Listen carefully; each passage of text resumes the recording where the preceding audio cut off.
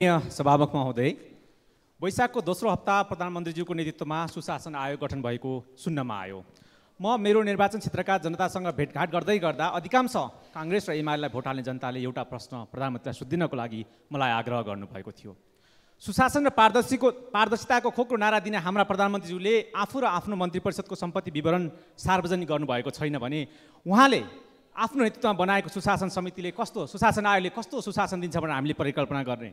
मान्यज्यू, कम्तीमा यति प्रश्न प्रधानमन्त्रीज्यूलाई सोधिदिनुहोस् न भनेर उहाँ जनताहरूले भन्दै गर्दा म अवाक भएँ र प्रधानमन्त्रीज्यूको नैतिकतामाथि उठेको प्रश्नको जवाफ म यस सम्मानित सदन मार्फत सोध्न चाहन्छु र आफ्नो मन्त्री परिषदको र आफ्नो सम्पत्ति विवरण कहिले सार्वजनिक गर्नुहुन्छ?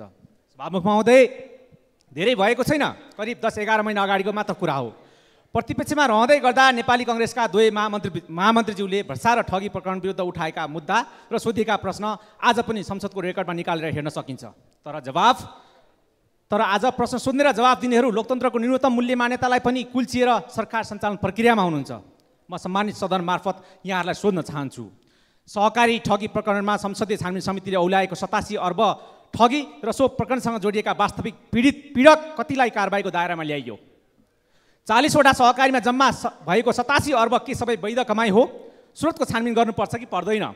पीडित जनताले खाई नखाई बचत गरेको आफ्नो जीवनभरिको कमाई मात्र होइन, तपाईँहरूले नै भन्ने गरेको सडक छेउमा मकै पोल्ने र साग बेच्ने जनताले गरेको बचतमध्ये कति पैसा फिर्ता गर्नुभयो अहिलेसम्म? सभामुख महोदय, म सोध्न चाहन्छु फेरि, तपाईँहरूकै पार्टीका उपसभापति विरुद्ध परेको मितेरी सहकारीको 14 करोड ठगी उजुरीको कारबाही प्रक्रिया कहाँ पुग्यो? कि ठुला दलका नेतालाई कारबाही गर्नु हुँदैन भन्ने छ? उनलाई पनि पक्रिएर अनुसन्धान गर्ने हैसियत राख्न सक्नुहुन्छ कि राजनीतिक प्रतिशोध मात्र सान्ने उद्देश्य हो यहाँहरूको?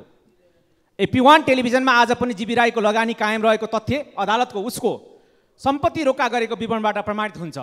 के छानबिनको दायरामा गोर्खा मिडिया मात्र हुन्छ कि सरकार ढल्छ भन्ने डरले त्यो छानबिन अगाडि बढाउन नसकेको हो? तपाईँहरूकै पार्टीले गृह मन्त्रालय सम्हालेको आज 10 महिना बित्दै गर्दा जीबी राई कहिले पक्रा पर्छन् र नेपालमा ल्याइन्छ जनताले प्रश्न सोध्ने गरेका छन् तपाईँहरूलाई।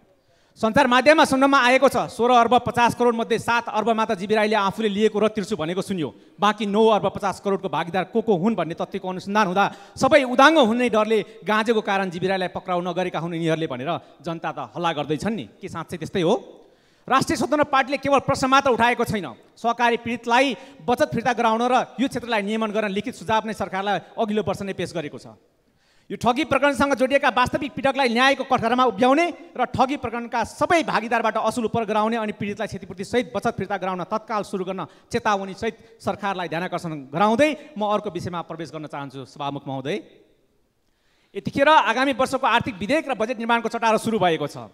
संसदको उद्योग वाणिज्य उपभोक्ता हित तथा श्रम समितिबाट विशेष आर्थिक क्षेत्र, भन्सार नाका, औद्योगिक क्षेत्र, उद्योग व्यवसायीसँग अन्तर्क्रिया तथा श्रमिक र श्रमिकको अवस्था, वातावरण र सामाजिक उत्तरदायित्वमा उद्योग सञ्चालनले पारेको प्रभाव अध्ययन अवलोकन भ्रमण गर्दै बारा, वर्षा, कलैया क्षेत्र तथा भैरवा क्षेत्रहरूमा मात्र होइन, कावासोतीको हङ्सी सिमेन्ट उद्योग, धोबादी फलामखानी क्षेत्रसम्म पुगेर त्यहाँका सम्बन्धित पक्षहरूसँग संवाद गरेका थियौँ।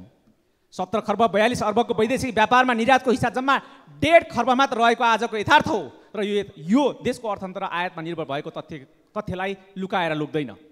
आयातलाई व्यवस्थित गर्न देशभरका भन्सार नाकामा आधुनिक प्रविधिको अनुसरण गर्दै त्यसको जडान, विकास र उपयोगमा बढाउनु पर्ने, सबै किसिमका खाद्य वस्तु, कृषिजन्य वस्तु तथा पशुपक्षीको आयातलाई व्यवस्थित गर्न भन्सार तोकेर त्यहाँका सबै किसिमका एकीकृत जाँच प्रणाली तथा क्वारेन्टाइन प्रमाणीकरण सुविधा उपलब्ध गराउनु पर्ने, सुविधा सम्पन्न ड्राइभरको व्यवस्था तथा भन्सार यार्डहरूको विकास गर्नुपर्ने र आवश्यकता अनुसार दक्ष प्राविधिक जनशक्ति उपलब्ध गराई तत्काल भन्सार नाकाहरू सुधार गर्नुपर्ने देखिएको छ।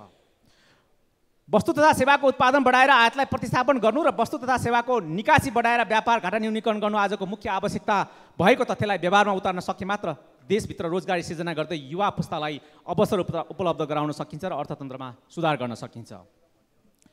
विशेष आर्थिक क्षेत्र मार्फत एकीकृत सेवा उपलब्ध गराई निर्यातजन्य उद्योग स्थापना गरी निर्यात बढाउने अभिप्रायसहित सिमरा तथा भैरवा क्षेत्रमा विशेष आर्थिक क्षेत्र स्थापना गर्न राज्य कोषको 2.5 अर्बभन्दा बेसी रकम र 10 वर्ष खर्चिसकेको छ।